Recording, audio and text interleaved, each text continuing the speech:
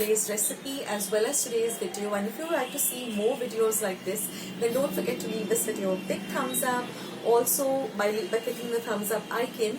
Also don't forget to subscribe to my channel and become a part of Akshata's Recipes. Once you have subscribed, there is a small little bell icon that will pop up, so just click on that. That way whenever I put up a new recipe or a new video, you get a message for the same.